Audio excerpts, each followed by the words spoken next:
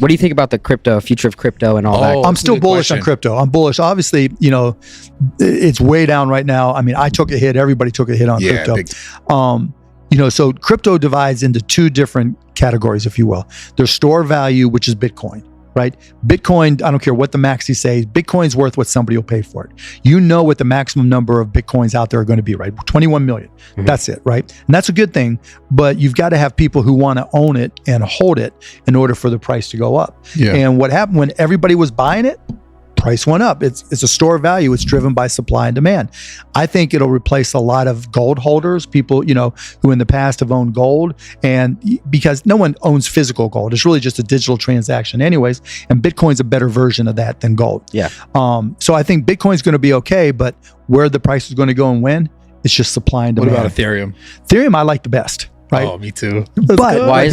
So Ethereum is driven by utility, right? A reason to use it. Bitcoin maxis will tell you that there's the Lightning Network, and you can do transfers, money transfers around the world, and that's true, right? But there's a site called cryptofees.info, right? And that tells you how much in transaction fees the network is actually generated, so you know how busy it is and how whether people are paying gas fees for transaction.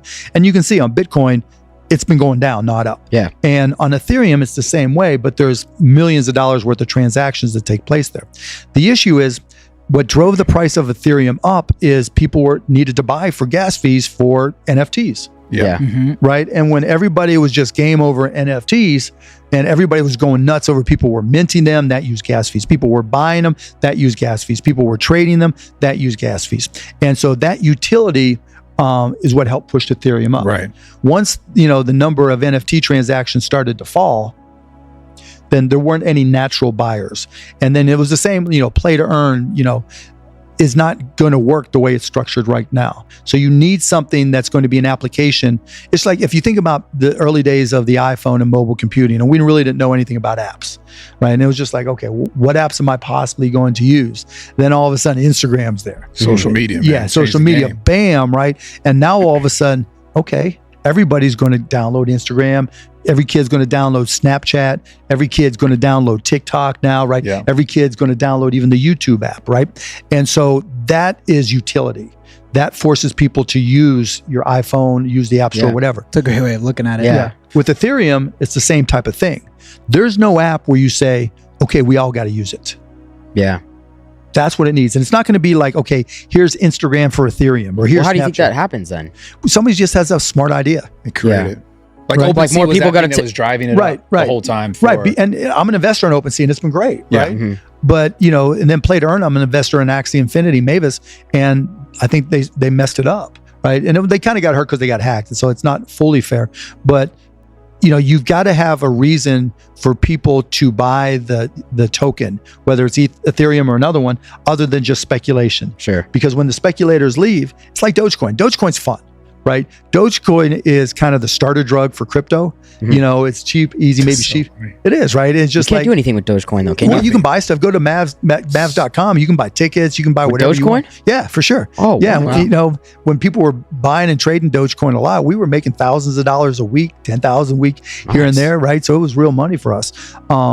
But at the same time, once people stop speculating on it, people lost kind of the vibe for it. Right. And the novelty in it. Yeah, well, then it's novelty, but like I got, back when it was under a penny, my 12-year, back then he was like 9. He was like, oh, we got to buy Dogecoin on Robinhood. But it was his way to start. Yeah, what's that? Your kid? But yeah, now he's not supposed to because he wasn't 18 or whatever, but I hooked him up.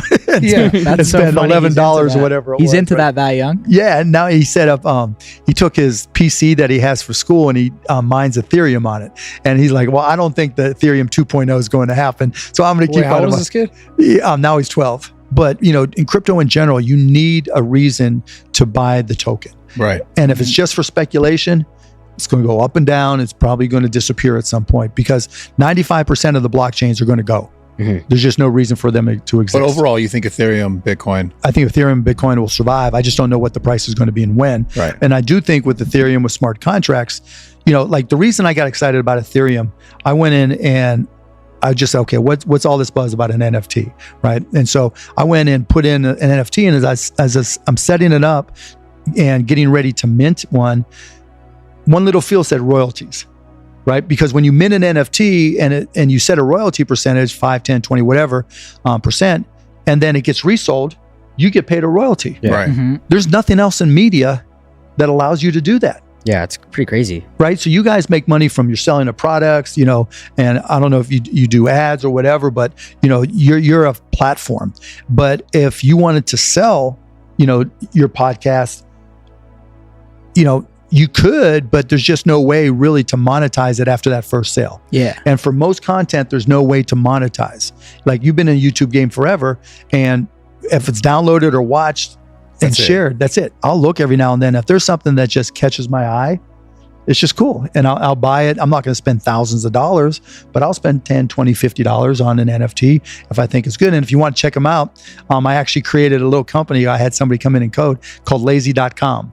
So if you go to lazy.com, you can just attach your wallet. Lazy.com. Yeah, lazy.com. That's a great. How'd you get that fucking? I had it for like Jesus, forever, right? what I'm like, the- I was like, So what is do I it? have any URLs? What's lazy.com? It's called lazy.com. So if you have a wallet from like most of the major blockchains and that has NFTs in it, you just go to lazy.com.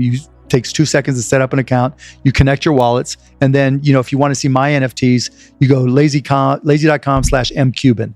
Yeah. And I just put it like in my Instagram profile or put it at the bottoms of emails. That way anybody can look at any of my NFTs and they're all set up there. You can pin some to the top, little profile, all that kind of stuff. And it's free. What are your favorite NFTs besides like Bored Apes or like? And besides the Mavs, just random stuff like sci-fi looking stuff and some, you know, just go and check it out. Like I pinned my favorites up there. I like my Mutant Ape, but even more than the high profile ones, it's more just the ones that I look at and go, that's talented, that's creative.